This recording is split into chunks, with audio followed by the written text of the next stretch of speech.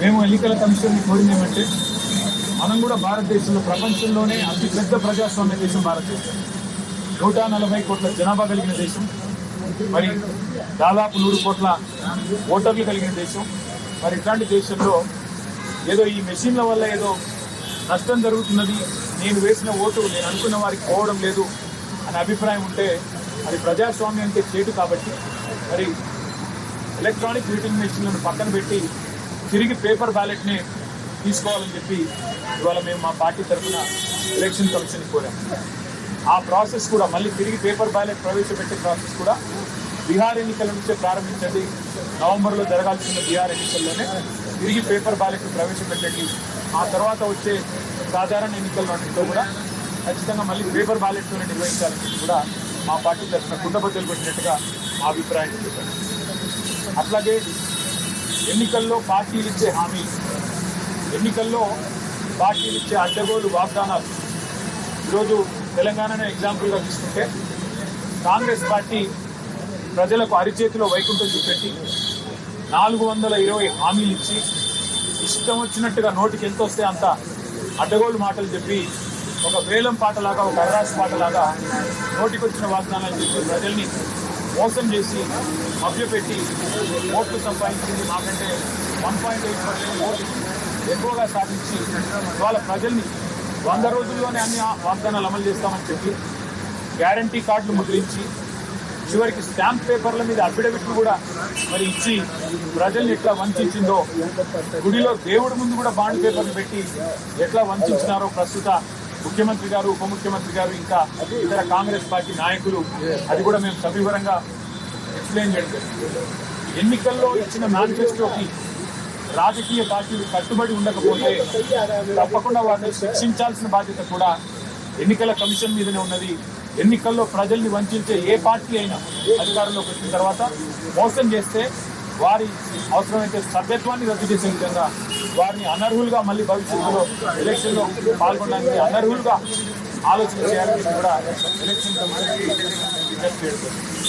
అట్లాగే ఈరోజు బీహార్లో ఏదైతే ఇంటెన్సివ్ రివిజన్ జరుగుతూ ఉందో ఓట్లకు, దానికి సంబంధించి కూడా విస్తృతమైన చర్చ జరిగింది. దాదాపు 65 లక్షల మంది ఓట్లు పోయినాయి బీహార్లో అని చెప్తా ఉన్నారు. ఎందుచేత ఇది జరుగుతూ ఉన్నదని చెప్పి కూడా ఎన్నికల సంఘాన్ని అడగడం జరిగింది. వారు చెప్పింది ఏమంటే చనిపోయిన వాళ్ళ ఓట్లు తీసేశాము, అట్లాగే ఎవరైనా మైగ్రేట్ అయితే తీసేశాము, అట్లాగే ఎవరైనా రెస్పాండ్ అవ్వకపోతే తీసేసినాము, అట్లాగే ఎవరైనా ట్రేస్ చేయలేకపోతే వారికి తీసేసినాం తప్ప ఎక్కడ ఏమి ఇబ్బంది లేదని చెప్పారు. మేము ఎన్నికల కమిషన్కి ఈరోజు మా పార్టీ తరఫున చెప్పింది ఏమంటే రివిజన్ అనేది చేయాల్సిందే, తప్పేమీ లేదు. కానీ విశ్వాసం అనేది అందరినీ విశ్వాసంలోకి తీసుకొని చేసినట్టయితే బాగుంటుంది. ముఖ్యంగా క్షేత్రస్థాయిలో, బూత్ లెవెల్లో, అట్లాగే నియోజకవర్గ లెవెల్లో, తాలూకా లెవెల్లో, మండల్ లెవెల్లో మరి అఖిల పక్షాన్ని కూడా భాగస్వామ్యం చేసి పారదర్శకంగా, ట్రాన్స్పరెంట్గా చేస్తే ఇట్లాంటి అపోహలు రావు, అనుమానాలు రావు. లేకపోతే తప్పకుండా అనుమానాలు వస్తాయి. మీరు క్షేత్రస్థాయి నుంచి ఒక స్టాండర్డ్ ఆపరేటింగ్ ప్రొసీజర్ పెట్టి అన్ని పార్టీలను, అఖిల పక్షాన్ని కూడా ఇన్వాల్వ్ చేయండి. మాకు బూత్ లెవెల్ కమిటీస్ ఉన్నాయి. అన్ని రాజకీయ పార్టీలకు బూత్ లెవెల్ కమిటీలతో అవసరమైతే ఒక అఖిల పక్షాన్ని ఏర్పాటు చేసి కింది స్థాయి నుంచి రాష్ట్ర స్థాయి దాకా, అంటే రాష్ట్ర స్థాయిలో ఉండే చీఫ్ ఎలక్టరల్ ఆఫీసర్ ఎవరైతే ఉంటారో వారు, జిల్లా స్థాయిలో కలెక్టర్ గారు, తాలూకా స్థాయిలో ఆర్డీఓ గారు, మండల స్థాయిలో ఎండీఓ గారు, మరి గ్రామ స్థాయిలో ఒక వీఆర్ఓ గారు, ఆ రకంగా ప్రతి స్థాయిలో అఖిల పక్షాన్ని ఇన్వాల్వ్ చేసి, అన్ని పార్టీలు ఇన్వాల్వ్ చేసి మీరు కనుక ట్రాన్స్పరెంట్ గా ఎవరెవరు ఓట్లు తీస్తున్నారు. ఉదాహరణకి ఒక ఊరిలో ఒక 100 ఓట్లు పోతున్నాయి అనుకోండి. ఏ 100 ఓట్లు పోతున్నాయి, ఏ 100 ఓట్లు పోతున్నాయి, ఏ కారణంతో పోతున్నాయి, ఎంతమంది చనిపోవడం వల్ల తీసేసినారు, ఎంతమంది అక్కడి నుంచి వేరే దేశానికో వేరే పట్టణానికో మరి మైగ్రేట్ కావడం వల్ల తీసేసినారు. అది పారదర్శకంగా మీరు కనుక లిస్టు డిస్ప్లే చేస్తే, అన్ని పార్టీల సమ్మతితో చేస్తే మంచిగుంటది. ఆ పని చేయండి అని చెప్పి కూడా వారిని కోరాం. అట్లాగే ఇవాళ వాస్తవం ఏంటి అంటే భారతదేశంలో ఇంకా ఎన్నికల సంస్కరణలు కూడా రావాల్సిన అవసరం ఉంది. ఖచ్చితంగా రావాలి. ఇవాళ ఎన్నికల్లో ఖర్చు విషయమే కానీ, ఎన్నికల్లో ప్రలోభాలు పెట్టే దొంగ మాటలు ఇచ్చి, హామీలు ఇచ్చి ప్రలోభ పెడుతున్న పార్టీల విషయమే కానీ, వాగ్దానాలు అమలు చేయకుండా ప్రజల్ని వంచిస్తున్న వాళ్ళ విషయంలో కానీ చాలా విస్తృతమైన చర్చ ఇవాళ ఎన్నికల కమిషన్తో జరిగింది. చాలా విషయాలు వారికి రాతపూర్వకంగా కూడా మా పార్టీ నుంచి సమర్పించాము. ఇంకా అన్నిటికన్నా ముఖ్యంగా వారి దృష్టికి, ఎన్నికల కమిషన్ దృష్టికి మా వినోద్ కుమార్ గారు, మా పార్టీ దాదాపు 20 ఏళ్లుగా ఒక అంశంలో పోరాటం చేస్తా ఉంది. ఎన్నికల కమిషన్తో కారు గుర్తును పోలిన సింబల్స్ ఏవైతే ఉన్నాయో దాదాపు 8-9 సింబల్స్ ఉన్నాయి.